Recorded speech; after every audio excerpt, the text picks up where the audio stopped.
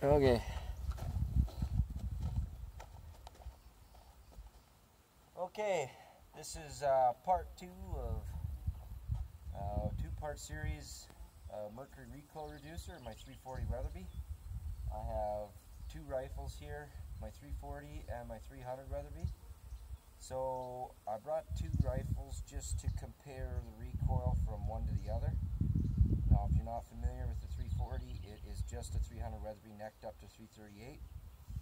So the bullets that I'm using today, I'll show you. Here is the 340. It's a 210 grain Nosler partition, and then here's the 300, and it's a 200 grain Barnes LRX. They're both a little violent on recoil, but I just want to compare the two and see if that recoil reducer made any difference. I already shot it since I had the Mercury recoil reducer, and I think there's a little bit of a difference. So I'll let you guys decide. Please comment.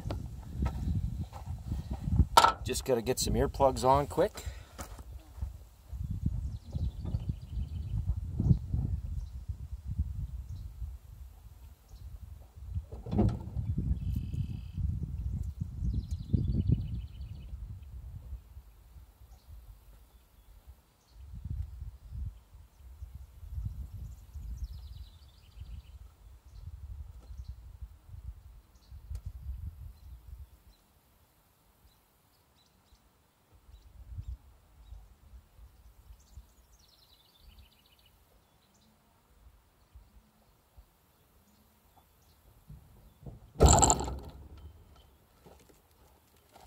Okay, I was gonna put these in.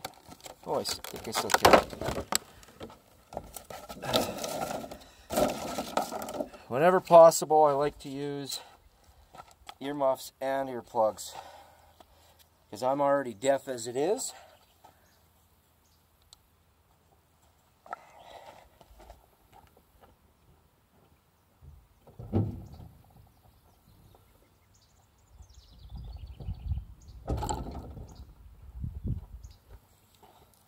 Okay, we're going to start with the 300.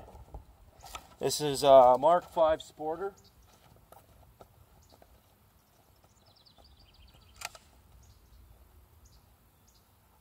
Turn this down to 2.5 power. See if I can get in the frame here. I'm shooting really close just so it's easier to film.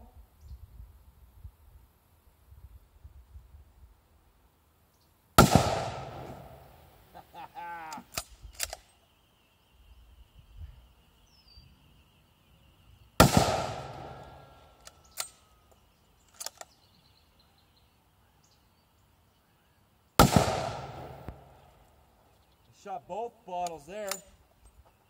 I wasn't trying to do that, but oh well.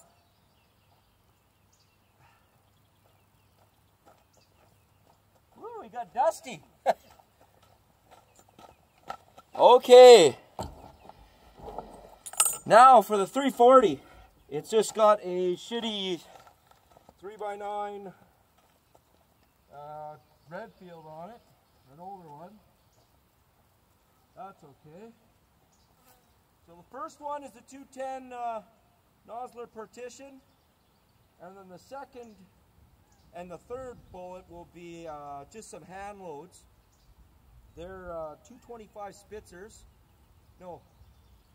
What the hell are they? Anyways, 300 brass. So I just wanted to test them out. They're going to be a little hot or sticky in the chamber, but we'll make it happen. So here is the reaction to the recoil reducer.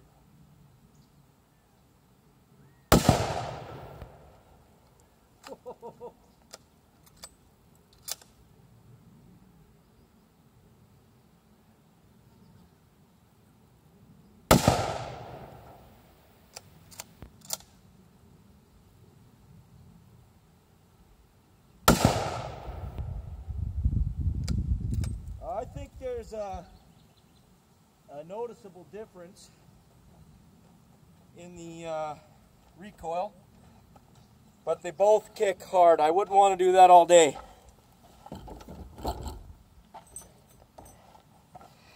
All right. Thanks for watching and subscribe.